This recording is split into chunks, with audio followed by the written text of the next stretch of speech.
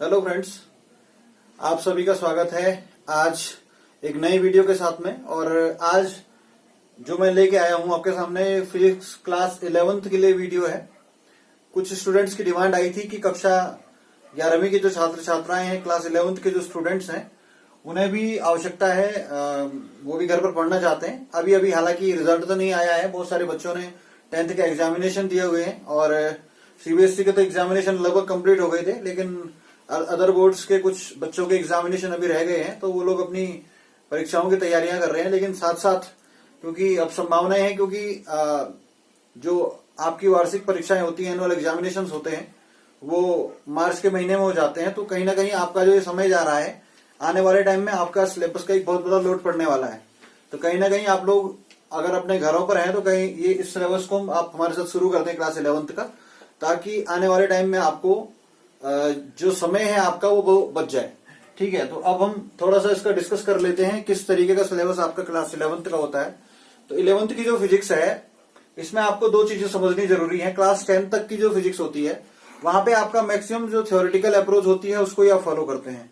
हर एक कंसेप्ट को आप समझते हैं और उसको थ्योरेटिकल रूप से समझते हैं, थोड़ा बहुत उसके फॉर्मूले को लिखते हैं। लेकिन क्लास 11th से चीजें बदल जाती हैं।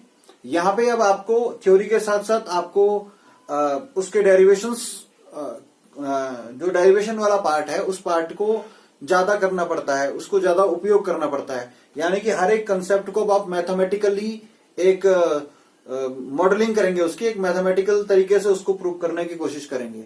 जैसे फॉर एग्जांपल कोई लॉ आपने पहले पढ़ा होगा, आपने पहले ग्रेविटेशन का लॉ पढ़ा है, या फिर आपने कोई दूसरा वर्क एनर्जी के बारे में पढ़ा हुआ है। तो ये सारी चीजें आपने क्लास 9th में भी पढ़ी है, लेकिन क्लास 11th में सारे सिलेबस में आपका पुनः रिपीट होता है। लेकिन अब केवल आप थ्योरेटिकल स्टडी नहीं करते हैं, बल्कि उसको मैथमेटिकल तरीके से रिप्रेजेंट करते हैं। और यही समस्या हो जाती है कई बार, जो बायोलॉजी के जो स्टूडेंट्स होते हैं उन्हें थोड़ा समझने में प्रॉब्लम आ जाती है। तो वही चीज मैं आपके सामने यहाँ पे एक्सप्लेन करना चाह रहा हूं। तो आपको जो पहली चीज पढ़नी पड़ेगी यहाँ पे, वो है मैथमेटिकल फिजिक्स। तो मैथमेटिकल फिजिक्स जो होती है, इसमें दो चार चीजें आपको समझनी बहुत जरूरी है। जो पहली चीज आपको यहाँ पे पढ़नी पड़ेगी वो है क्वाड्रेटिक इक्वेशन। ये आपने क्लास 10th में पढ़ी होगी, ये आपको यहाँ पे पढ़नी बहुत जरूरी है, क्वाड्रेटिक इक्वेशन। क्वाड्रेटिक इक्वेशन के अलावा आप यहाँ पे पढ़ेंगे जो आपकी कैलकुलस होती है। कैलकुलस में भी आपका दोनों चीजें, डिफरेंशिएशन और इंटीग्रेशन, ये दोनों चीजें आपको आनी जरूरी हैं, तभी आप आगे डेरिवेशन कर पाओगे। ये दोनों चीजें कैलकुलस के अंदर आ जाती है, हिंदी में जिसे हम अवकलन और समाकलन भी कहते हैं। इसके बाद जो एक चीज और आपको आनी चाहिए, वो आनी चाहिए आपको ट्रिग्नोमेट्री, ट्राइगोनोमेट्री जिसे हम लिखते हैं, हिंदी में त्रिकोणमिति कहते हैं। तो ये भी आपको आनी चाहिए, इसका भी यहाँ पे आगे यूज होगा। और इसके अलावा आपको एक चीज और यहाँ पे आनी चाहिए, वो है लॉगरिथम। आगे आपके सिलेबस में लॉग का बहुत ज्यादा यूज होने वाला है। तो ये सारी चीजें आपकी जब समझ में आएंगी, तभी जाके आप 11th के सिलेबस को समझ पाएंगे। क्लास 9th और 10th के कंपेरिजन की अगर मैं आपसे करूं, क्योंकि आप 10th क्लास पढ़ के आए हैं, तो 10th क्लास में जितना आपका केवल पूरा फिजिक्स का सेक्शन हुआ करता था, उतनी यहाँ पे आपकी फिजिक्स की एक यूनिट रहेगी। तो आप समझ सकते हैं आपको कितना पढ़ना पड़ेगा। तो उसको पढ़ने के लिए, उसको समझने के लिए ये चीजें आपको आनी चाहिए। ठीक है, तो यहीं से हम स्टार्ट करेंगे। और क्योंकि ये इंट्रोडक्टरी वीडियो है, ये सीरीज हम लगातार आगे चलाएंगे। आप ज्यादा से ज्यादा स्टूडेंट्स तक जो क्लास 11th में जाने वाले हैं या जा चुके हैं, उन सभी स्टूडेंट्स तक इसे जरूर शेयर करें, ताकि वो हमारे इस सीरीज से जुड़ सकें। अब यहाँ पे जो सिलेबस है वो तो बाद में स्टार्ट होगा, उससे पहले ये चीजें हम यहाँ पे पढ़ेंगे एक एक क्लासेस में, और इनको पढ़ करके हम क्लियर करने का प्रयास करेंगे।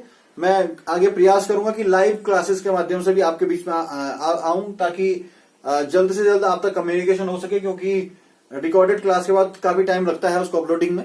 तो आगे से हम उसको प्रयास करेंगे। तो आइए शुरू करते हैं पहले क्वाड्रेटिक इक्वेशन से। So this is the first topic of your physics syllabus, preparatory syllabus of class 11th, जो आपको समझना जरूरी है, क्वाड्रेटिक इक्वेशन। क्वाड्रेटिक का मतलब होता है जिसकी मैक्सिमम पावर होती है 2। ठीक है ना, तो एक ऐसी इक्वेशन जिसकी मैक्सिमम पावर जो होती है 2 होती है, ये किससे बनती है? क्वाड्रेटिक पॉलिनोमियल से बनती है। जब पॉलिनोमियल्स को हम 0 के इक्वल कर देते हैं तो पॉलिनोमियल इक्वेशन में कन्वर्ट हो जाते हैं। तो जो 2 पावर वाला जो पॉलिनोमियल होता है, यानी कि जो क्वाड्रेटिक पॉलिनोमियल होता है, जब उसको इक्वल टू 0 लिखते हैं तो इक्वल होने से ही वो उसको हम क्या कहते हैं, इक्वेशन कहते हैं। ठीक है ना, यही फर्क है पॉलिनोमियल और इक्वेशन में। तो ये इक्वल टू 0 होता है। तो अब ये ax² plus bx plus c की फॉर्म में जब कोई इक्वेशन हमारे पास आएगी आगे, तो उसको हम कैसे सॉल्व करेंगे यहाँ पे समझना जरूरी है। क्लास 10th में भी आप इसको कर चुके हैं और हमारी एक प्रीवियस वीडियो भी इस पर है जिसमें आप इसको और अच्छे तरीके से देख सकते हैं। फिर भी मैं यहाँ पे आपको थोड़ा सा दोबारा से समझाने का प्रयास कर रहा हूं कि किस तरीके से ये होगा। तो इसको सॉल्व करने का एक तरीका, इसके 2 तरीके हैं, आपने क्लास 10th में वैसे ऑलरेडी इसको पढ़ चुके हैं। हम जो है इसका मिडिल टर्म जो होता है इसको क्या करते हैं, स्प्लिट करते हैं, तोड़ते हैं। और इस मिडिल टर्म को स्प्लिट करने के बाद में क्या होता है, हमारे पास क्या निकलते हैं, सॉल्यूशन निकल जाते हैं और हमारे पास यहां से x की वैल्यू निकल जाती है। इसको हम दूसरे शब्दों में इसका x की वैल्यू जो होती है इसको हम इसके रूट्स भी कहते थे। क्लास 10th में आपने कहा होगा कि इस इक्वेशन के रूट क्या है। ठीक है ना, तो वो रूट कैसे निकालते हैं, इस मिडिल टर्म को स्प्लिट करके निकालते हैं। लेकिन कई बार इक्वेशंस में क्या होता है कि मिडिल टर्म स्प्लिट नहीं हो पाता है, ये बहुत कॉम्प्लिकेटेड फॉर्म में होता है और आपको स्प्लिट करने के लिए उसको फ्रैक्शन में रखना पड़ता है। तो उस कंडीशन में उसको सॉल्व करने के लिए एक दूसरा फॉर्मूला होता है जो कि मैं आपको यहाँ पे बताऊंगा, जिसे हम कहते हैं श्रीधराचार्य फॉर्मूला भी इसे कहते हैं, क्योंकि श्रीधराचार्य ने इस फॉर्मूले की खोज की थी, बनाया था, तो इसलिए इसे श्रीधराचार्य फॉर्मूला भी कहते हैं और क्वाड्रेटिक फॉर्मूला भी कहते हैं। ठीक है, हिंदी में इसे कहते हैं द्विघात समीकरण। तो आइए इसको जरा सॉल्व कर लें। तो x की जो वैल्यू यहाँ पे होती है, x की वैल्यू निकालने के लिए हमारे पास जो फॉर्मूला है that is -b plus minus root b² minus 4ac upon 2a। तो ये हमारे पास एक फॉर्मूला है जिसे हम श्रीधराचार्य फॉर्मूला कहते हैं और इस फॉर्मूले के यूज से हम इस तरीके की जो इस फॉर्मेट की जो इक्वेशंस होती हैं ax² plus bx plus c के इक्वल टू 0 के फॉर्म की, उनमें x का सॉल्यूशन हम यहां से निकालते हैं। तो इसमें मैंने अभी आपको बताया क्योंकि क्वाड्रेटिक इक्वेशन है तो क्वाड्रेटिक की मैक्सिमम पावर 2 है, जिसकी मैक्सिमम पावर 2 होती है उसके कितने सॉल्यूशन होते हैं, 2 सॉल्यूशन होते हैं। तो x की 2 वैल्यूज कैसे निकलेंगी, इसलिए यहाँ पे प्लस माइनस लिखा गया। एक बार इस वैल्यू को हम प्लस लेते हैं और एक बार माइनस लेते हैं। अब आपको यहाँ पे दिख रहा होगा ये थोड़ा इस पूरे सॉल्यूशन में ये थोड़ा ये रूट वाला बड़ा थोड़ा अजीब सा आपको लग रहा होगा। तो कहीं ना कहीं जो इसकी जो वैल्यू होती है इक्वेशन की वो इस पे डिपेंड करती है। ये इसकी b² माइनस 4ac जो हमारा यहाँ पे रखा गया है इस पे डिपेंड करती है। ठीक है ना, तो अब ये जो b² माइनस 4ac है इसकी वैल्यूज 3 तरीके की हो सकती है। एक कंडीशन है इस b² माइनस 4ac की वैल्यू जो होगी 0 से ज्यादा होगी। अगर इसकी वैल्यू 0 से ज्यादा होगी तो एक पॉजिटिव का नंबर होगा और पॉजिटिव का रूट निकलेगा तो कुछ ना कुछ उसकी वैल्यू निकलेगी। ठीक है, तो उस कंडीशन में एक बार ये b के साथ वो जुड़ जाएगा और एक बार उससे घट जाएगा। तो इस कंडीशन में इसके कितने सॉल्यूशन मिलेंगे हमारे पास, 2 सॉल्यूशन। और कैसे सॉल्यूशन मिलेंगे, 2 रियल सॉल्यूशंस। 2 रियल सॉल्यूशन हमको मिलते हैं इसके। और कैसे मिलेंगे वो दोनों, एक बार प्लस होगा एक बार माइनस होगा, तो दोनों बार वैल्यू आएंगे अलग अलग आएंगे। तो 2 रियल एंड डिफरेंट सॉल्यूशंस, 2 वास्तविक और अलग अलग हमारे पास क्या मिलते हैं, इसके सॉल्यूशन मिलते हैं। दूसरा कंडीशन होगी ये जो b² माइनस 4ac है इसकी वैल्यू एक बार क्या हो जाएगी, 0। जब इसकी वैल्यू 0 हो जाएगी तो ये पूरा रूट वाला टर्म क्या हो जाएगा, गायब हो जाएगा। अब क्योंकि हमारे पास x की कितनी वैल्यू चाहिए हमें, क्योंकि पावर 2 है इसलिए कितनी वैल्यू होगी, 2। अब प्लस माइनस तो कुछ हो ही नहीं रहा है तो दोनों बार हमारी वैल्यू क्या निकल के आ जाएगी, x इक्वल टू हमारी जो वैल्यू उस कंडीशन में निकलेगी -b अपॉन 2a, क्योंकि प्लस माइनस वाला टर्म तो गायब हो गया। तो x की दोनों वैल्यूज सेम होगी। तो इसमें हम क्या कहेंगे, 2 same roots, same real roots हम कह सकते हैं। कैसे रूट मिले हमें इसके, कैसे मूल मिलते हैं इसके, दोनों क्या है, सेम है और रियल है। ठीक है, 2 कंडीशन आप समझ चुके हैं। तीसरा जो कंडीशन है, तीसरा जो केस है वो है b² माइनस 4ac की वैल्यू अगर क्या हो जाए 0 से कम, कुछ भी हो सकता है। b² माइनस 4ac की वैल्यू क्या होगी, अगर 0 से कम होगी। तो अगर ये वैल्यू 0 से कम होती है तो रूट के अंदर एक जो नंबर आएगा वो किसमें आएगा, माइनस में। और आप लोगों ने आज तक कभी ये नहीं पढ़ा होगा, इससे पहले जो आपने पढ़ी है संख्याएं, आपने कभी ये नहीं देखा होगा कि रूट के अंदर कोई संख्या माइनस में आ जाए, क्योंकि रूट के अंदर हमेशा संख्या क्या आनी चाहिए, प्लस में। क्योंकि पॉजिटिव नंबर का जो स्क्वायर होता है, पॉजिटिव नंबर का स्क्वायर भी पॉजिटिव होता है, नेगेटिव नंबर का स्क्वायर भी पॉजिटिव होता है। तो ऐसी कोई संख्या है ही नहीं कि जिसको आप रूट के अंदर रह जाए और वो माइनस में रहे। ठीक है, तो अब जब ऐसी स्थितियां हमारे सामने आ गई है तो b² माइनस 4ac की वैल्यू अगर नेगेटिव होती है तो उस कंडीशन में जो हमारे पास जो रूट आएंगे वो कैसे आएंगे, तो इस कंडीशन में जो है आपके पास जो दो रूट्स आएंगे वो कैसे रूट आएंगे, इमेजिनरी रूट आएंगे। तो जो माइनस जो किसी भी रूट के अंदर होता है, सपोज रूट के अंदर कोई नंबर है, सपोज इसको हमने सॉल्व किया सारा और माना यहां हमारे पास अंदर आ गया -5। अब इस माइनस को हमें अगर हटाना है तो हम इसको क्या लिख सकते हैं, we can write it as 5 into -1, ठीक है ना, ऐसा हम इसको लिख सकते हैं। तो यहां पे हम एक इमेजिनरी नंबर लेते हैं, वो इमेजिनरी नंबर क्या होती है, जो -1 है, हम मानते हैं ये -1 जो है ये क्या है, एक ऐसा नंबर है, एक इमेजिनरी नंबर है और इसकी वैल्यू किसके बराबर है, i² के बराबर है। -1 को हम किसके बराबर मान लेते हैं, i²। और जब माइनस को हम स्क्वायर बना लेंगे तो i² रहेगा, तो रूट के बाहर क्या बन जाएगा, वो i, यानी i की वैल्यू जो है -1 को अगर हम रूट करते हैं तो इसकी वैल्यू क्या होती है, i। इतना आप समझ चुके हो। तो जहां पे भी रूट में माइनस आ जाएगा तो उस माइनस को हटाने के लिए हम क्या ले लेंगे, उससे बाहर i ले लेंगे, या फिर अंदर रखेंगे तो i² कर लेंगे। ये आप लोगों ने क्लास 10th में नहीं पढ़ा, ये 10th से आगे का थोड़ा सा एडिशनल आपको यहाँ पे इसको सीखना है। और ऐसे नंबर्स जहां पे इनका ऐसे आयोटा है, इसे हम करते हैं आयोटा, ठीक है। आयोटा के अलावा एक और नंबर होता है यहाँ पे ओमेगा, ठीक है। ऐसे और भी नंबर्स हैं, इनके बारे में हम आगे और पढ़ेंगे डिटेल में। तो आइए एक एग्जाम्पल लेते हैं। तो हमने एक एग्जाम्पल यहाँ पे ले लिया, x² + x + 1 = 0। अब देखिए 1 1 जब 1 होता है तो 1 को आप तोड़ ही नहीं सकते हैं दो ऐसे नंबर्स में जिनको मल्टीप्लाई करके 1 आए और जोड़ के भी 1 आए। मल्टीप्लाई करके तो दो नंबर 1 और 1 है, लेकिन ऐड करके उनको कितना आता है, 2 आता है। तो ऐसा कोई सॉल्यूशन हम यहाँ पे स्प्लिट करके नहीं निकाल सकते हैं। अब हमारे पास विकल्प क्या आता है, तो हम क्या करते हैं, इसको ax² + bx + c से कंपेयर करते हैं। हमने इसको कंपेयर किया तो देखिए x² के टर्म का जो आगे से कोएफिशिएंट है a है, और यहाँ पे x² के आगे कितना है, कुछ नहीं, मतलब 1 है। तो a = क्या आ गया हमारा 1, प्लस bx था और यहाँ पे x वाला है, तो x वाले को x से कंपेयर करते हैं तो x के आगे यहाँ b है और यहाँ x कुछ नहीं है, मतलब 1। तो b की वैल्यू भी कितनी आ गई, 1।